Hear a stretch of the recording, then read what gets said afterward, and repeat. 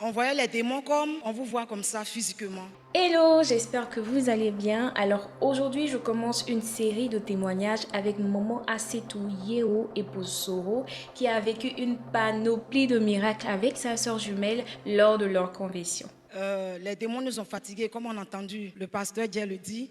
On a eu une enfance très difficile. On voyait les démons comme on vous voit comme ça physiquement. Et comme nous sommes nés dans une famille musulmane, mon père nous a pris pour aller chez les marabouts, les féticheurs, en tout cas tout ce que vous pouvez imaginer, pour chercher à libérer ses enfants. Mais au contraire, le jour où on voit qu'il nous donne les potions magiques qu'on appelle Nasidi, le jour où vous mettez ça, c'est comme du parfum. Parce qu'il y avait plusieurs démons qui nous fatiguaient. Et il y avait l'esprit de nuit qu'on voyait physiquement. Lui venait chaque nuit. L'esprit de mort venait à chaque fois nous dire que vous allez mourir. Donc on grandissait avec l'esprit de mourir, mais c'est le jour qu'on ne connaît pas.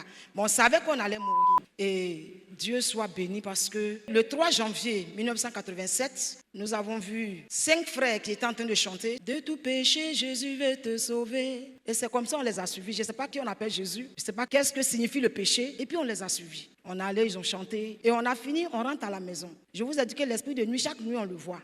À partir de 21h, il est là. Même si on n'est pas dans la chambre, il vient nous attendre dans la chambre. Ça fait qu'on avait vraiment peur de rentrer dans la chambre seul. On se faisait toujours accompagner par quelqu'un. Mais ce jour-là, on est rentré à 21h, presque 22h. Et à notre grande surprise, on n'a pas trouvé ce démon assis dans la maison. Et oui, lorsque tu donnes ta vie à Christ, son pouvoir te délivre de toute puissance des ténèbres. Mais ce jour-là, on rentre à 21h30, on ne le voit pas. On s'est couché jusqu'à minuit. L'esprit n'est pas venu. Et à minuit, c'est comme un songe. On le voit, il se présente à nous et puis il demande, vous êtes quitté où? Donc ma jumelle dit, on est quitté à l'église. Il est rentré dans une ardente colère. Il dit, pourquoi vous êtes parti à l'église? Moi, je suis votre Dieu. Et pendant qu'il disait cette parole, il a fait sortir la banane douce. Il dit, venez prendre la banane. Et quand on tendait la main pour aller prendre la banane, on a vu les étoiles descendre jusqu'en haut de notre tête. Au milieu de ces étoiles, on entend la voix qui nous dit, je m'appelle Jésus. Je suis le vrai Dieu et je suis venu vous sauver. Ne prenez pas la banane. Si vous prenez la banane, vous serez à lui pour toujours. Et puis je dis, Mariam, tu as entendu ce qu'il a dit? Il ment.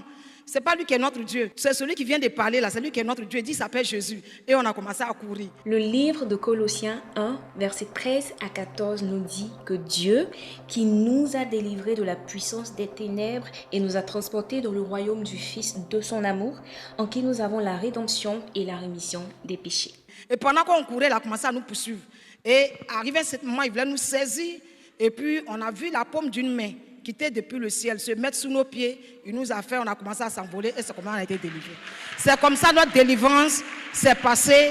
Tous ces esprits, ces démons qu'on voyait, ils sont tous partis parce que le même jour où on a mis le pied avec ces personnes à l'église qu'ils ont parlé, on a reçu Jésus et la délivrance a été authentique et parfaite. Amen. Vous trouverez la suite de ce témoignage-là sur ma page, mais n'hésitez surtout pas à le partager à quelqu'un qui a besoin de l'entendre. Que Dieu vous bénisse. Bye bye.